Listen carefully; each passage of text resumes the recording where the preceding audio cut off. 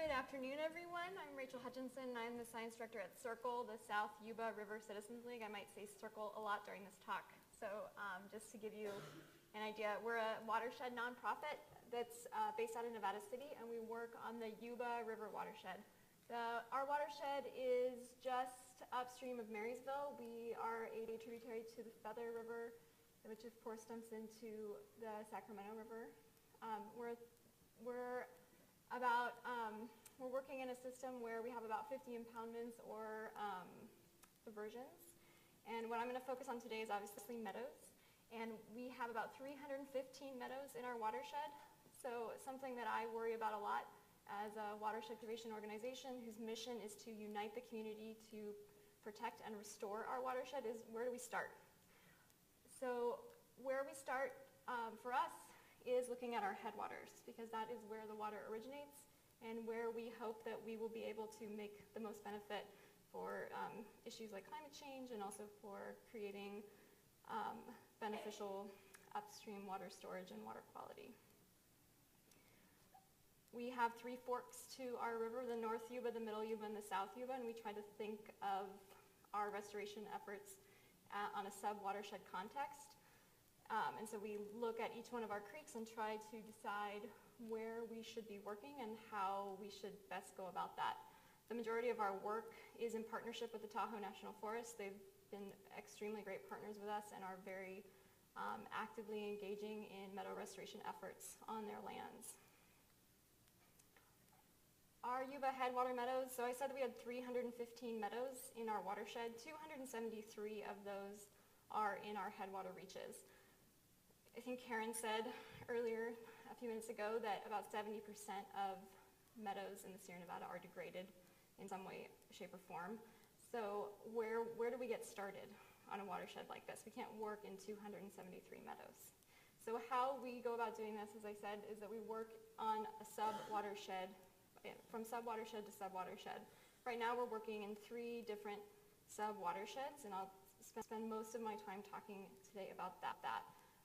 We want to work on the sub-watershed scale because we think it creates this sort of semi-continuous climactic refugia. And we also think that we can improve water quality and quantity on a sub-watershed scale, which would have larger benefits for the entire watershed itself.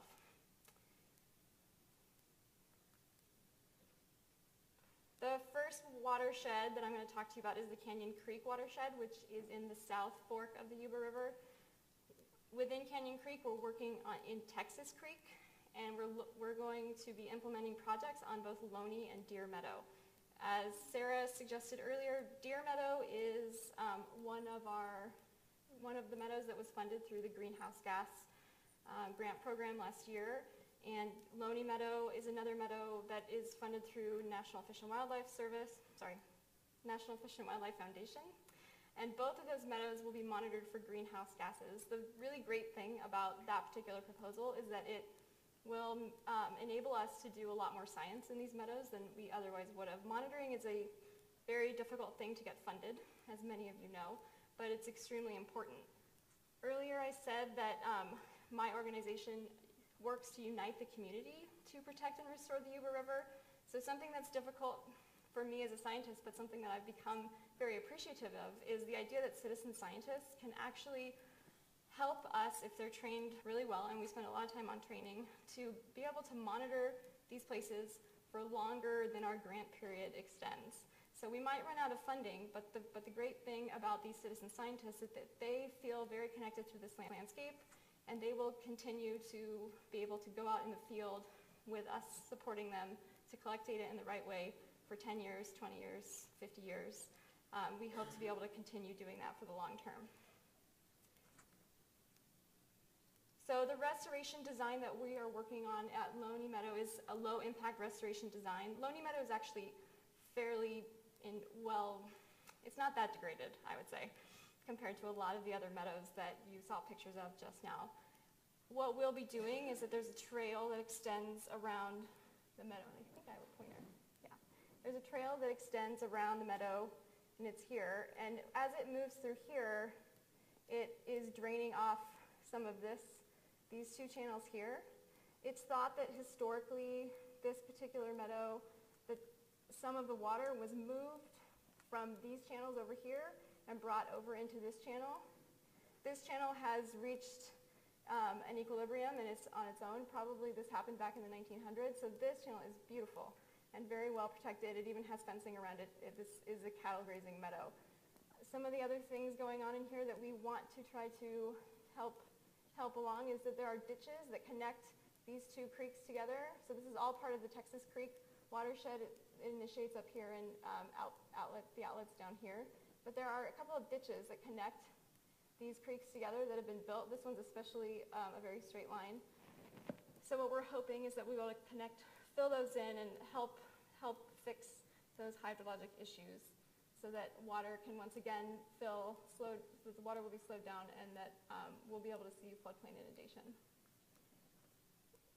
We spend a lot of time thinking about monitoring and how to best monitor our meadows so that we can see the best, we can understand what's going on there as a baseline and then understand how it changes over time. We have a pretty intense network of plant transects. We're looking at amphibian diversity with the help of Sarah Yarnell and Ryan Peak. We're looking at surface and groundwater hydrology. We're doing greenhouse gas measurements. And associated with those we're looking at carbon sequestration, biomass, and again, a whole other set of plant data that we're collecting. We're also looking at channel incision. And like I said a few minutes ago, what we're hoping is that right now we're in the planning stages for all of our meadow restoration efforts, but that we're collecting enough data at the beginning and we can keep collecting data for many years to come, so long after we've done all the work in the channel and work to sort of fix some of the road issues in our meadows, that we'd be able to continue to look at what's going on with groundwater hydrology, for example. So the network that we have set up in Loney Meadow includes a stream gauge at the top of the meadow and a stream gauge at the bottom. Those are the points in yellow.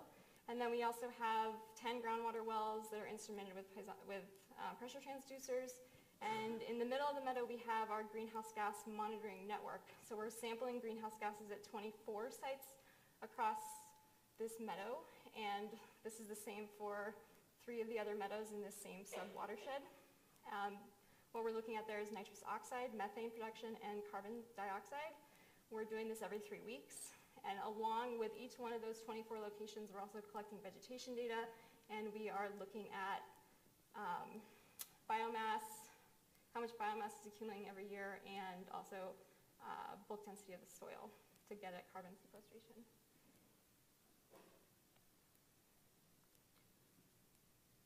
The next meadow sub-watershed that I want to talk about is the Salmon Creek watershed.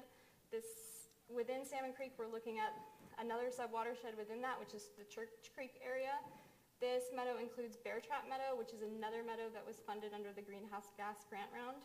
So that one is a few years out as far as being implemented, but we'll do a very similar set of scientific monitoring associated with that restoration project. And one thing I want to bring up that Sarah didn't mention, because you didn't submit your proposal in with the group, but we are part of something that has been formed in the last year called the Sierra Nevada Meadow Restoration Research Partnership. So each of 9 or 10 different meadows that were funded under the greenhouse gas round that came out last December, we are all collecting data in the same exact way. And all of that, we've all been trained in the same methods, and we are all going to contribute data back to either Stillwater Sciences or University of Nevada, Reno, or UC Merced. And they will work on the data sets and try to come up with conclusions so that we understand what the differences are between meadows in the Southern Sierra, meadows in the Northern Sierra, and meadows at different elevations. So it's kind of an exciting thing that we're a part of, and we hope that that continues to grow, and that we continue to find funding to sample meadows in similar ways so that the data is comparable. So we're really excited about this new effort that's come out. I think that is about it. If anyone has any questions, I think I have plenty of time left over.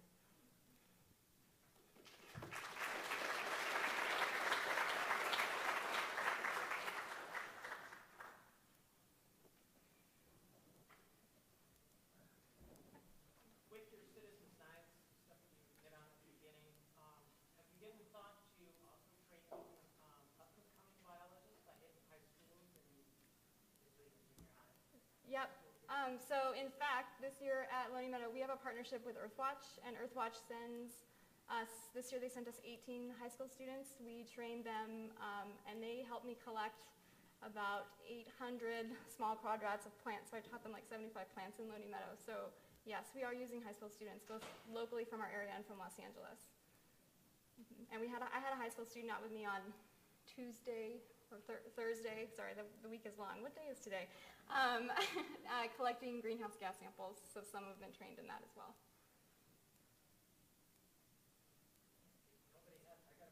Yeah. With tribes, we also have a relationship with a group called the Sierra Native Alliance, and they come out and help us with a couple of our meadow restoration efforts.